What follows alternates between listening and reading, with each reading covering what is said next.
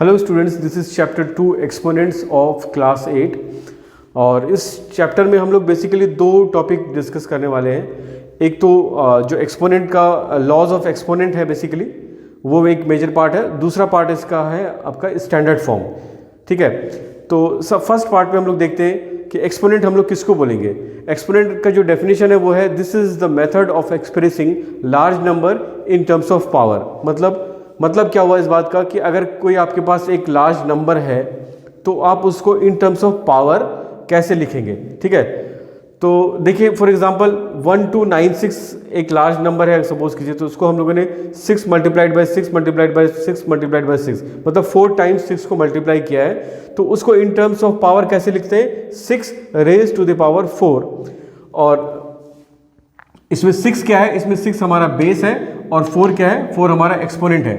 इसको कैसे रीड करते हैं, read as 6 is raise to the power 4। ठीक है, तो उसी तरह से अगर सपोज कीजिए आपको मैं बोलूँ कि आप 32 का निकालिए। ठीक है, 32 को आप कन्वर्ट कीजिए पावर में, तो आप क्या करेंगे, इसके पहले फैक्टर्स निकालेंगे। 16 2 जा 32, 2 8 जा 16 और 2 4 जा 8 और 2 2 जा 4, दैट इज 1 2 3 4 5।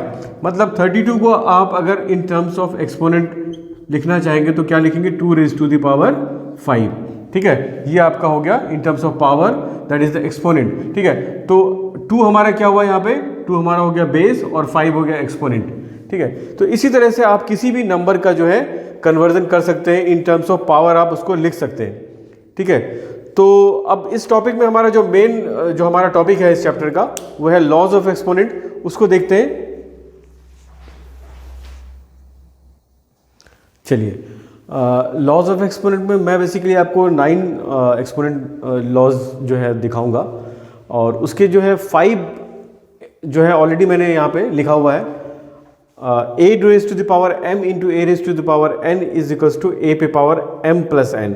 इसका क्या मतलब हुआ, इसका मतलब ये हुआ कि अगर आपके पास बेस सेम है, ठीक है, जैसे यहाँ पर भी a है, यहाँ पर भी a है, बेस सेम है, पावर डिफरेंट है, तो उस केस में क्या होगा, अगर बेस सेम है पावर डिफरेंट है और अगर हम लोग मल्टीप्लाई कर रहे हैं तो वो क्या हो जाएगा, आपका पावर ऐड हो जाएगा। ठीक है, तो आप इसको कैसे याद रखेंगे कि सेम बेस पे जब हम मल्टीप्लाई करेंगे तो पावर ऐड हो जाएगा। ठीक है, सेम बेस पे अगर हम मल्टीप्लाई करेंगे तो पावर ऐड हो जाएगा।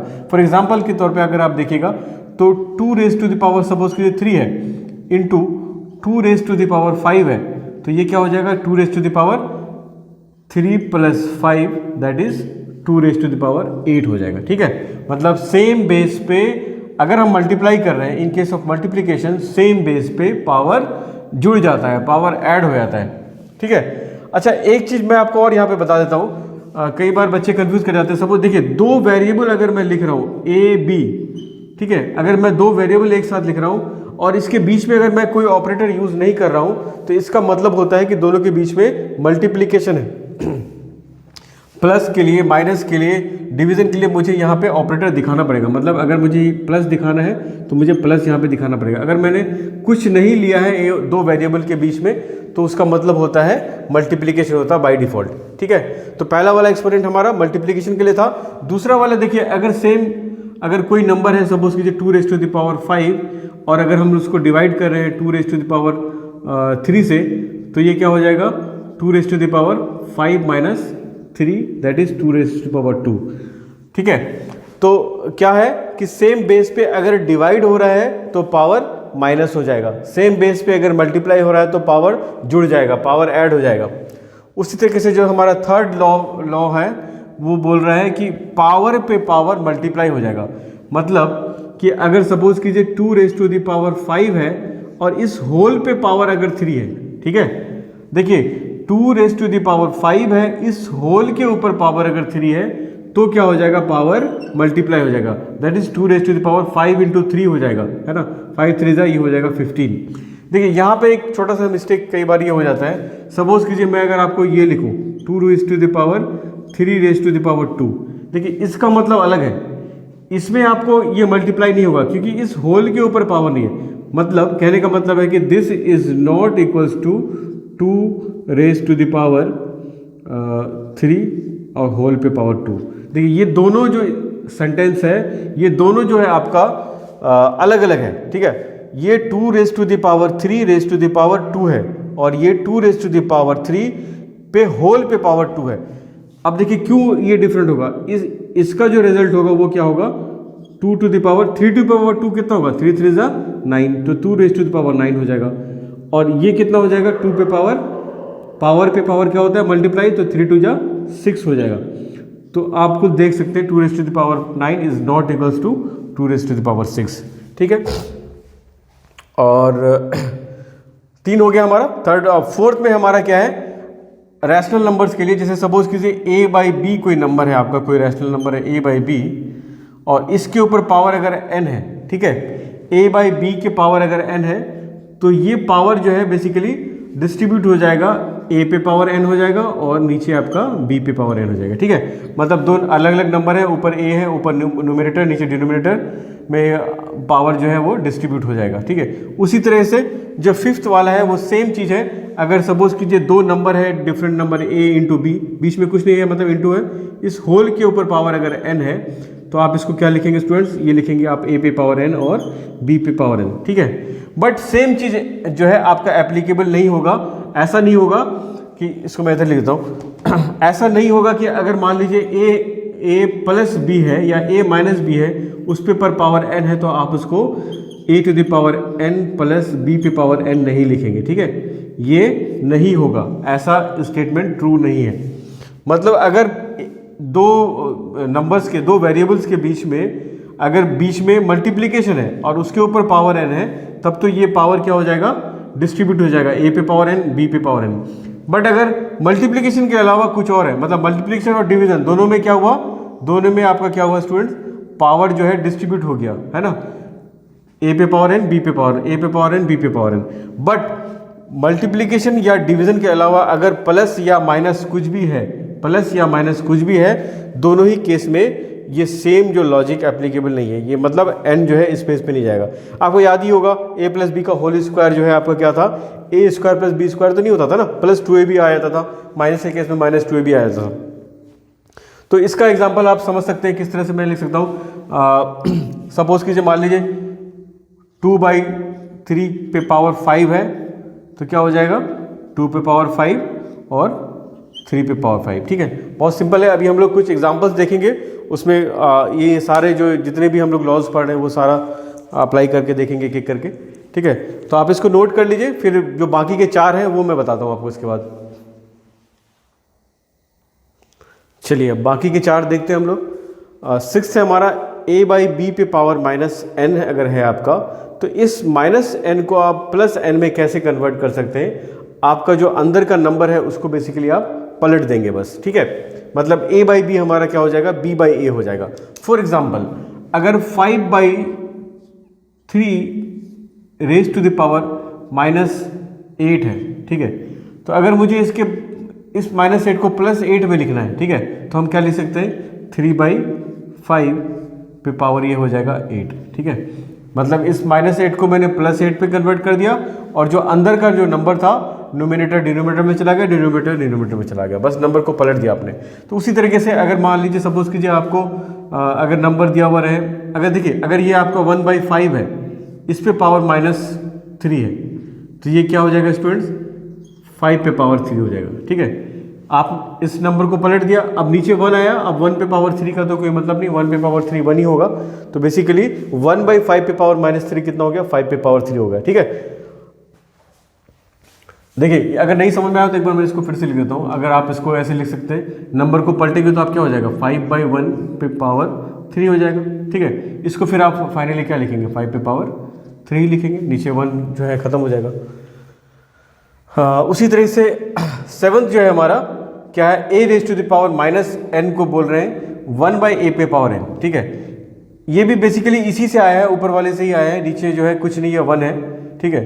तो फिर भी इसको अलग से लिख दिया मैंने, क्योंकि कई बार ये मतलब कंफ्यूज हो जाते हैं बच्चे, तो इसलिए मैंने इसको अलग से लिख दिया कि अगर आपके पास सिर्फ सपोज कीजिए इस टाइप का नंबर है, 5 पे पावर मान लीजिए -2 है, तो आप इसको क्या लिखेंगे, 1/5 पे पावर 2, सिर्फ इस नंबर को नीचे कर देंगे और पावर जो है पॉजिटिव कर देंगे, ठीक है। इसी में आपको एक और याद रखना है कि अगर सपोज कीजिए a टू द पावर -1 है तो ये कितना हो जाएगा 1/a हो जाएगा, ठीक है। a⁻−1 है तो ये कितना होगा 1/a हो जाएगा बस, क्योंकि आप a को नीचे आप करना क्या होता है, इस नंबर को पलटना होता है।